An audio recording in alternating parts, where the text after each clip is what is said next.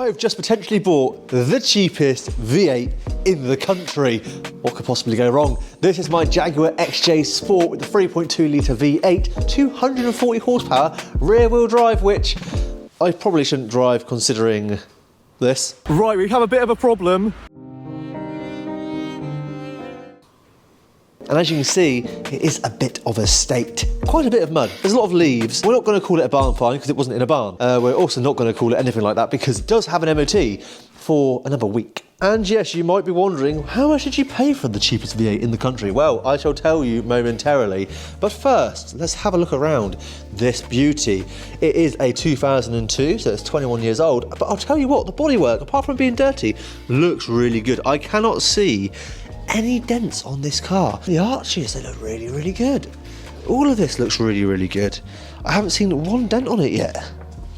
And there it is, the XJ Sport model badge. Oh, very nice. All the chrome looks really, really smart. This tyre is going down, but apart from that, the exterior, oh, maybe a bit of a funny looking bonnet. But apart from that, not too shabby at all. And of course, look inside. Yeah, look at this. Very Jaguar, isn't it?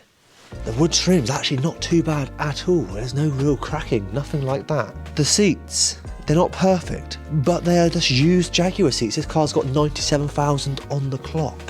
Really good. Yes, headline sag. It's not brilliant. Something I'm going to have to fix. As you can see, someone has tried stapling it because they've got too annoyed with the state of it. When you start the car up, that engine light stays on. So yeah, it's not great, so you need to look into that. So using the auto, let's have a look and see what is wrong with this Jaguar. Lovely wooden steering wheel here.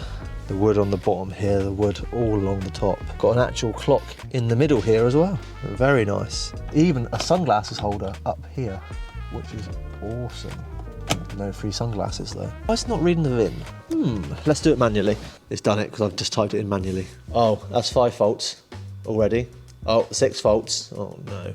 So we have a range of codes here. Thermostat range performance, not sensor 2, input low, security input. Let's just cancel those while we're at it. I think that these codes, right, are because this battery was done. Because when I tried to start the car after it being delivered, it wouldn't start. I put in another battery and the car started right away. So I wonder if some of these codes actually just because of the bad battery. On to transmission faults now. Torque converter, clutch, TCC system, electrical, and fault in pressure regulator free.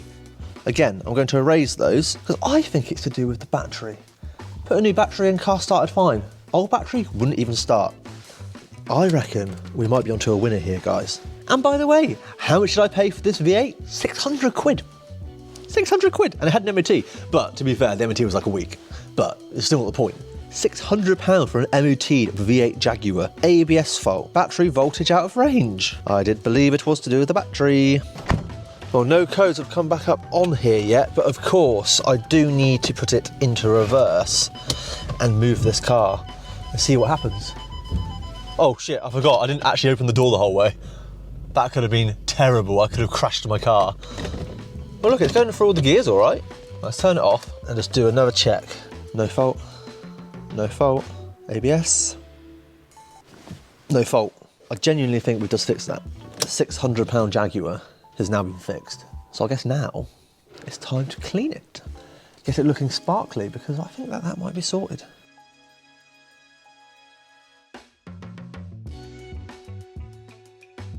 That's very close, isn't it?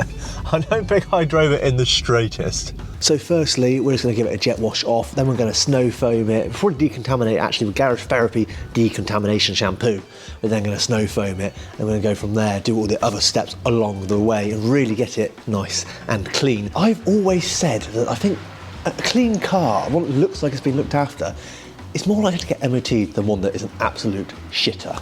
If you take a car that's absolutely abused, they're going to expect things not to be right. So I think if you turn one in that's going to be quite nice, I think will be all right. I'm expecting to find some deep scratches. I'm expecting to find some dents and stuff like that because of the age of the vehicle and the mileage. Next thing I'm going to do is snow foam it, or no, actually, tell you what I'll do. I'll decon it with Garage Therapy Decon.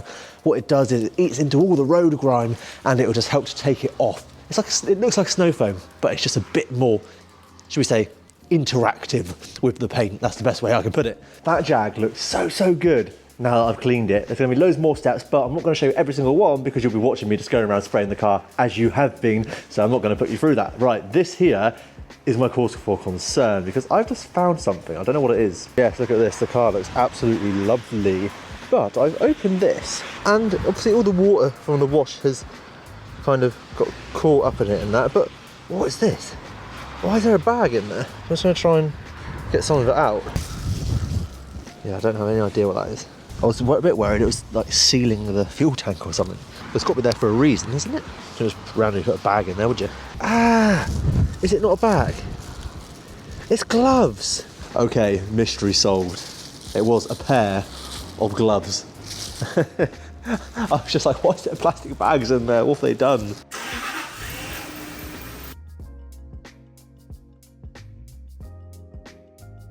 I don't know what to tell you guys. This car just looks immaculate. Like, it's 20 years old, nearly 100,000 miles on it, and just look at it. Look at this. Oh my God, it's lovely, isn't it? Absolutely lovely. Damn, it's a good looking car. Wheels need a bit of a clean, tyres need a clean. There's a few bits here and there. Oh, hello little fly. All the black trim. It just looks very smart. It's very gangster, isn't it? Very gangster indeed. And so there we have it, guys. Welcome to the Jaguar V8 project. I'm going to call it a project for now because I thought it was going to be a project, but just swapping that battery out meant that I could get rid of those codes, which means that we might not, fingers crossed, have any work to do. So I've given it a clean. It looks really good. Yeah, these wheels, they need a better clean. It actually looks like pure shit and smells a bit like it too. It's definitely not just normal mud, I wouldn't say.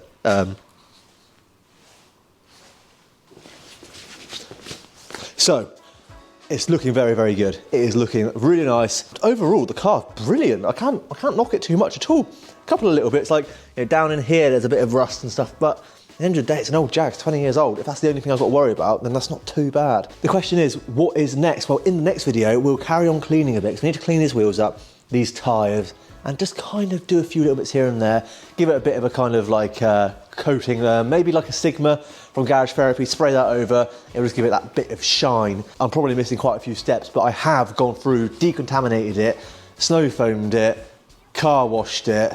Obviously there's a few other bits, like I just want to get it ready for the MOT really, so like I say, outside clean, interior clean as well, which isn't too bad, the interior. There's some paperwork, like newspapers and magazines, and some bottles of booze. So I don't know, some dude was just like driving, just drinking, I don't know. A few little touch-up bits here and there, maybe clean this badge up a little bit, it's missing a bit of the silver, just little things like that, ready to sell it. I know, I've literally just bought it for £600, it's £600 V8 Jaguar, and we're talking about selling it. Well, I saw it and thought, if I can do a few jobs on it, it might be worth a little bit more money than what I paid for it. So that's the plan, because this unit has got to be paid for somehow. At the moment, it is not really being paid for by the work that I'm doing. So need to think about that. The other thing we need to do is this door, when I open it from the inside, I've got to give it an extra little tug, which is a bit of a weird thing. So door card will have to come off and look at the lock.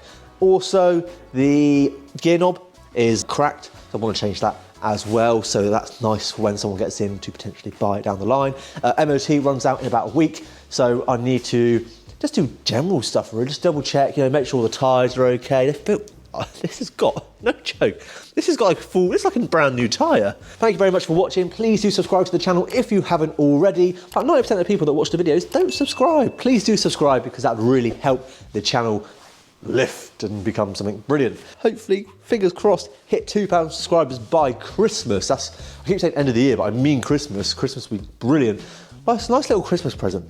To have 2,000 of you watching the videos and being subscribed. I really appreciate that. It'd be really, really good. Thank you for everyone that has subscribed so far. I really do appreciate it. It helps me to kind of have a bit of pep in my step when it comes to buying these cars and doing work on them. See you in the next video. Please do like the video if you enjoyed it, and please do comment. Let me know what you think of my new purchase, my new £600 V8 Jaguar. Actually, to be fair, I did have to pay £100 for getting it here, because I didn't want to drive it because of the transmission fault. And I also had to pay £15.60 for a new tyre to be put on, like an old new tyre, old tyre that I've got stored up here, because my Audi got a puncture when I went to look at this. So I got on the dual carriageway, had a thing come up on the dash, and it turns out I've got a puncture. So yeah. So it actually cost me a little bit more, but I'll keep a running total so you can see exactly how much I've spent, and then we can work out how much money I've made from this Jaguar. See you in the next video.